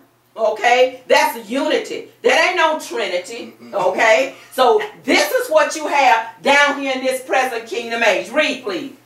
And that every tongue should confess. And every tongue should confess. You're going to confess it now, but you're going to confess it. Read. Confess that Yahshua the Messiah. That Yahshua the Messiah, read. Is the Savior. He is the Savior, read. To the glory of Yahweh the Father. Now Yahweh done set that thing. He the one. He said, now look. He said, get wisdom, get knowledge, but out of all your getting, get an understanding. And then turn around and one of Jeremiah, Isaiah said, and wisdom and knowledge shall be what? The stability of thy time and strength of salvation. So you got, it's got to be something that's going to hold you, because I'm going to tell you, you looking at what's going on into the world, we can get blown to smithereens at any time. You hear me? At any time. Now. So what's going on with us now? 1 Corinthians 3 and 1. See. 1 Corinthians 3 and 1. Read. And I, brethren, could not speak unto you. It must be 2 Corinthians 3 and 1. Take this. I warned about the epistle. Yes, 2 Corinthians. Okay. 2 Corinthians 3 and 1. Read, please. See, we down here talking about a new covenant. See, because see, after those days is present tense. Right. In those days is past tense. But now here we are. So where are we then? Read, please. For 2 Corinthians chapter 3. Read. Do we begin again to commend ourselves? Now, do we begin again to commend ourselves? Read. Or need we, Read. as some others, As some others, well, if you're going to Chicago, there's a Methodist church or a Baptist church. We're going to give you a letter of no. Read. epistles of commendation to you? No letters of commendation. Read. Or letters of commendation from you? Read. Ye are our epistles. Now look, I can leave here and go anywhere in the world and stand up on the floor, and once I open my mouth, they'll know what's there. They say, ye are what? Our epistles. Ye are our epistles. Read. Written in our So heart, whatever is written in my heart and mind, read. known and read You've of all known and men. read of a few folks. All men. That's what I'm talking about. I don't care where you go. Right. When you open your mouth, then you are a book being read. So you want to know what's in the book? Sometimes you go in the bookstore, you say, oh, dang, that book costs too much. Well, I get this one for $1.75. No, I paid $34 for what? A book? Okay. But this one here, it says, ye are our epistle. Read. Written in our hearts. Written in our heart. Read. Known and read of all Known men. and read of all men. Read. For as much as ye are manifestly. Now look, as much as ye are manifestly declared, read. To be the epistle of the Messiah. Now if you say you are an epistle of Yahshua the Messiah, I'm expecting something from you. Right. Read. Declared to be the epistle of the Messiah administered by us. Read. Written not with ink, Uh-oh. but with the Spirit. Written of the- not with ink. Written not with ink. O was written on the what? Tables of stone. Were they not? So them can't be the ones we talking about. And you think about walking around with all these things all over you and stuff and around your neck and arms and clothes and all that stuff. He says, what? Read. Written not with ink, Not with ink, but with the Spirit of the living but with the Elohim. Spirit. But with the Spirit of the living Elohim. Read. Not in tables of stone, Not in tables of stone. Read. but in fleshly tables of the heart. It said of the heart. So now that you know what's supposed to be happening, get Colossians 2 and 9. And now, I mean, this is hot stuff here. Yeah. You know, you talking about Yahshua, he being the Savior, see. Now, everybody want to reach back here and get this stuff, and that's going to make you holy, and that's going to do this and do that. No, it's going to, you're an epistle, and when you're doing stuff like that, it's telling what's going on with you. You have not been resurrected in your heart and mind. Read. Colossians 2 and 9. Uh-huh, For read. in him, For in him, in Yahweh Elohim, Yahshua, read, dwelleth all the fullness dwelleth all the fullness, read, of the supernal nature of the supernal nature, which is the Godhead, read, of Yahweh in bodily in form. bodily form. He come all the way, now you talking about some hot stuff, Yes, sir. coming all the way out of pure spirit, taking on the descriptive shape and form, and manifests in the flesh. Now go down to, read a little bit more. And ye are complete in him, No, you ain't. which is the head. We got to go out and do some work. No. No. He said, come unto me, all ye that labor and heavy laden, and I'm going to do what? I'm going to give you some rest Yeah. unto your soul. Read. And ye are complete in him, And you are complete in him. Read. which is the head of all principalities. He is the head of all principality and power. Read. in whom also ye are circumcised. And also you are circumcised, and we're not talking about from a fleshly standpoint. Right. with the circumcision made without Without hands. It's spiritual. Read. in putting off the body And putting off the body. Read. of the sins of the flesh by the circumcision of the Messiah. Read, please. Buried with him Buried with him in baptism. Read. wherein also ye are risen with him. Read. Through the Now faith. this is how it's done. You are risen with him. How? Through the faith. Through the faith Of the operation. of the operation. If you want to know what you want something to do, through faith in the operation, read, of Yahweh. of Yahweh, Who read, hath raised him. who H-A-T-H is already done, who hath, Raised him from the dead. read, And you, being dead in your sins. Read. And in the uncircumcision circumcision of your heart. flesh. In your, see, all this is corrupt, was corrupt. Right. Hath he quickened. He done quicken it. Together with him. Together with him. Spiritual, read. Having forgiven you all trespasses. All trespasses. Read. Blotting out. Blotting out. Handwriting. There it done come Right. up again. Blotting out the handwriting of what? Ordinances. Ordinances That was against that us, was against us. which Read. was contrary It's to contrary. us, Read. and took it out of the way, Out of the way. Read. nailing it to his Nailing cross. it to his cross. Read. And having spoiled principalities and powers, Uh-huh. he made a show of them openly. He hid it. Made a show of them openly. Openly. Read. Triumphing over them. Triumphing in it. over them in it. Read. Let no one condemn you. So now look, let nobody don't condemn you in what? Regarding sacrificial meal Meal, and drink offerings Drink offerings made on the holy days, made on the holy days, new moon, and Sabbath, and the Sabbath. Keeping the Sabbath. Read. which are a shadow Which are, of things Is- to come. what is a shadow? It said it was a shadow. That's not the real deal of the things to come. But what? But the substance Substance. The substance is the Messiah. The substance, people, is the Messiah. Now, if you know all that, and you can read the rest of it, it's going to say, touch not, taste not, handle not. Right. He said, for all are to perish with the using. So if I'm out here baptizing somebody, if I'm out here circumcising somebody, telling them, you know, all these things and stuff, is something wrong.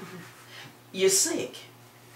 And it said then if you're sick, you need a physician. Yeah. So then you need a physician, a Yahshua that's come in a vessel to preach the word of truth to you. And then you will no longer ignore the truth. Right. And that will take care of you. If you're willing. You see what I'm saying? But I do hope that something have been said. Just I know it stirred up my heart and mind. You know, just listening to what the vessel brought back, and I'm thankful to Yahweh through his son Yahshua for him allowing me and giving me a testimony to share with the class. And with those words I say hallelujah. Hallelujah. This in our class lecture for today. Are there any announcements? Let us stand by doxology.